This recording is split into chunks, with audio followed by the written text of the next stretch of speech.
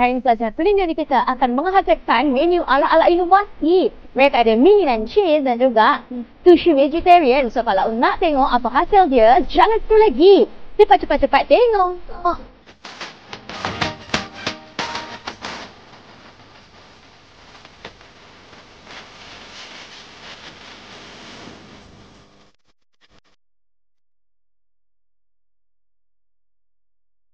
Korang tu, macam korang nampak ini adalah nasi yang dah dimasak oleh kita punya pelajar dan juga bahan-bahan untuk menyediakan sushi sekejap lagi. Okay.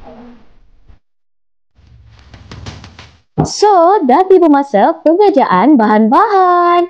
Dekat sini boleh nampak mana students yang kalut, mana yang dah bersedia. Dan yang paling penting, kena fokus bila tenaga pengajar bagi guide dan tunjuk ajar. Baru hasil kerja lebih tip-top.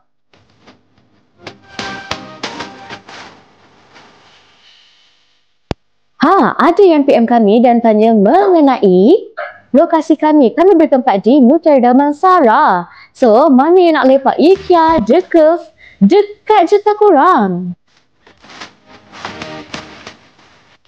Hello korang, so jom kita interview pelajar kita. Boleh kenakan nama penuh awak dan awak asal daripada negeri mana? Nama saya Nurin Batrisha Wirdanish. Saya asal dari Mariam Pahang. Okey, saya ada dua soalan nak tanya kat awak. So, soalan pertama saya, macam mana awak pastikan kebersihan makanan awak terjaga untuk aktiviti hari ini? Mula-mula untuk start aktiviti, kita akan memastikan semua bahan dibasuh terlebih dahulu. Lepas tu memakai apron, memakai cap bagi lelaki dan juga bagi wanita yang tidak bertudung. Lepas tu apabila sudah siap semua, bahan-bahan pun juga kena dibasuh pada awal dan akhir aktiviti bagi memastikan kebersihan terjaga. Nampak semua students happy je kan? Seronok kan masuk kursus ni?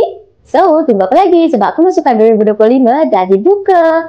Yang jauh tu pun tiket dah pendaftar kami sponsor. Nak tahu lebih lanjut? PM!